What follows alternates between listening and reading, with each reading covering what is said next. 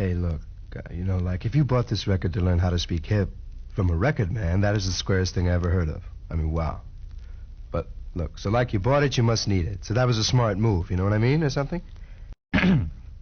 Hello there, and welcome to the exciting world of hip. Just relax, baby. Me and this other cab, we're going to straighten you out.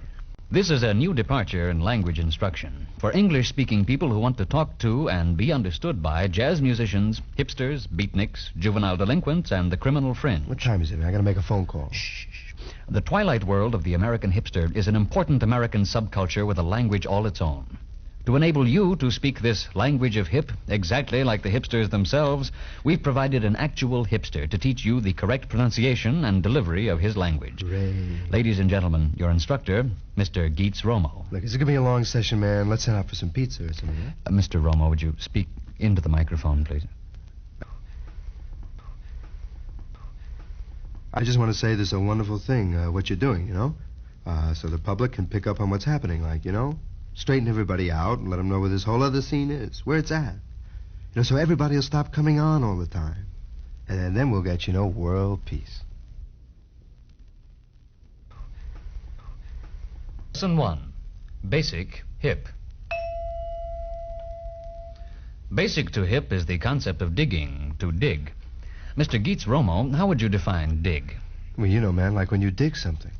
Well, yes, but... Well, dig, baby. It's like, when you dig some chick or some cat. Or when you pick up on something, you dig it, you dig? To dig, then, would mean to like, to understand, or to appreciate. Dig. It's like...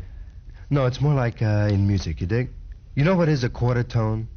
Like you get a note in there between C and C sharp, and that's its own sound, I mean, you can't call it C because it isn't. That's like dig. Dig means dig. Like if you don't dig and you say dig, I dig where you're at. Like on the wrong cat, it's the wrong word. Dig? Ladies and gentlemen, now you begin to see one of our problems with the hip language. Each hip word or phrase carries with it an implication of the speaker's background and his involvement in hip society. In other words, the phrase I dig not only means I understand, but I am a special sort of person who understands in a very special way. Yeah, that is exactly what I said. In other words, I'm saying I am hip. Dig yourself, baby. You got a way to go. Lesson 2. Vocabulary building. No doubt some of the expressions Mr. Romo has just used are unfamiliar to you. Let's examine some of these phrases more closely. Mr. Geets Romo, your instructor, will pronounce a series of hip words and phrases.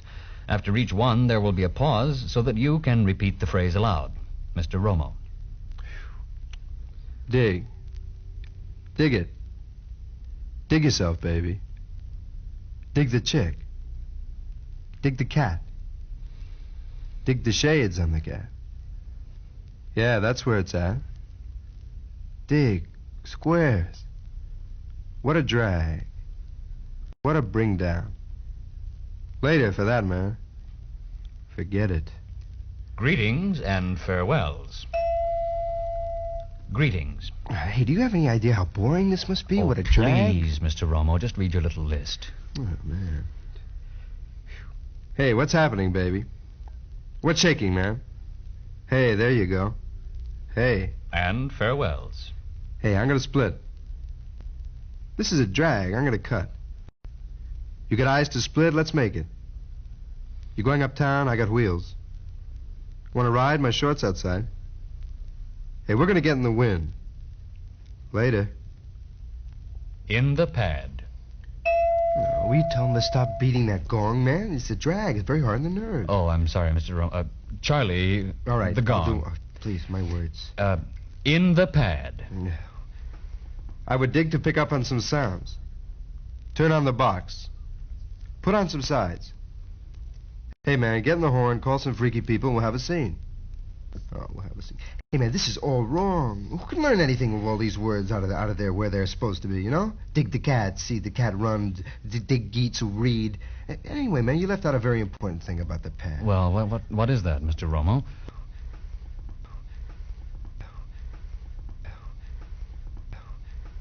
Well, dig. One thing that makes a pad different from an apartment is that every pad has a stash. A stash? Is that anything like a bidet? Yeah, well, that would make a good stash. But, what exactly is a... Well, a stash is a secret place where you can put what you got from the man, So the man who thinks you shouldn't have it won't sneak up on the scene and take it away, and you with it. Ah. Is there any other differentiating factor? Yeah, man, things. Things, Mr. Romo? Yeah, you find most of your pads are going to have things in them. What kind of things? Well, head things. Weird things. Like a weirdness is inherent in a good thing. Some people have string things. Yards and yards of string going all over, or Dixie cup things, or maybe it's a box of lights that flashes at you. I don't know. I know this one cat. He has this ultraviolet ray ozone thing, shoots sparks all over, and it's a gas. Some people have frogs or Mexican statues or eyes or anything that they have. That's a thing. What do you use these things for? But to get hung up on. If it doesn't hang you up, it doesn't make it as a thing. You sit there, and you dig it. And maybe you get up. And maybe you get up inside it. And maybe it reaches out and grabs you. And it's weird, man. Dealing with a thing can be a very beautiful experience. It could crack your brain.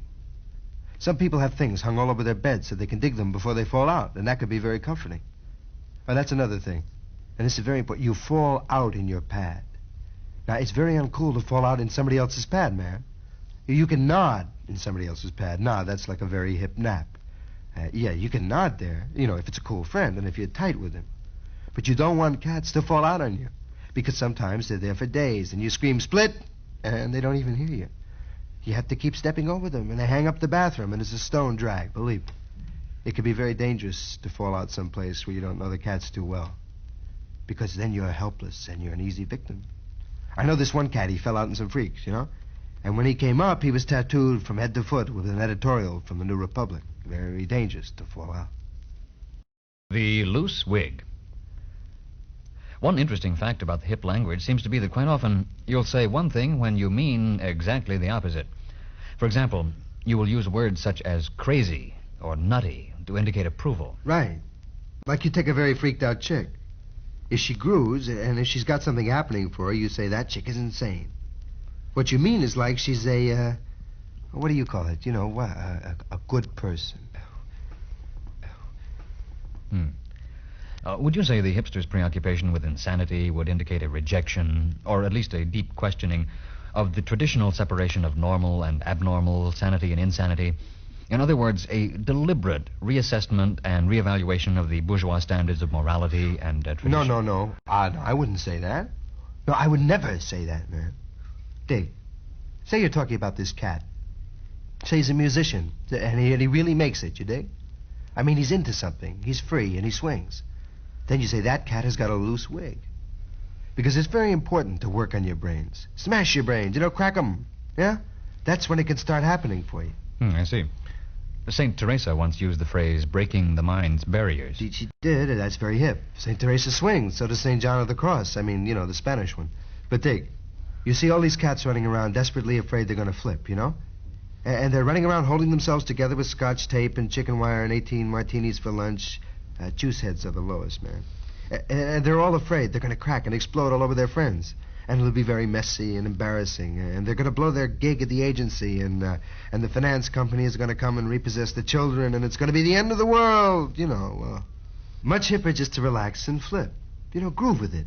You begin to go, and you spew the immortal, the ever word pudding. You could shoot the scenery, you can run around, you could wail upon yourself, dragging yourself round and round and about inside your own head. You never move. You sit there quiet, your face in a complete smiling groove, and internally you're on the loose wig.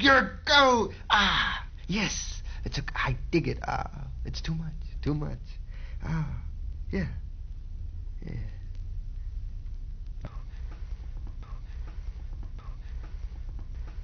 Are you all right, Mr. Romo? Yeah, I'm straight.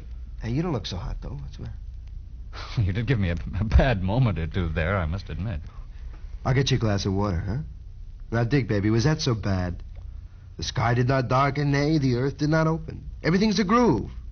You ought to flip out once, Jim. Then at least you wouldn't have that to worry about anymore. Dig, once you get used to it, insanity can be the most normal thing in the world,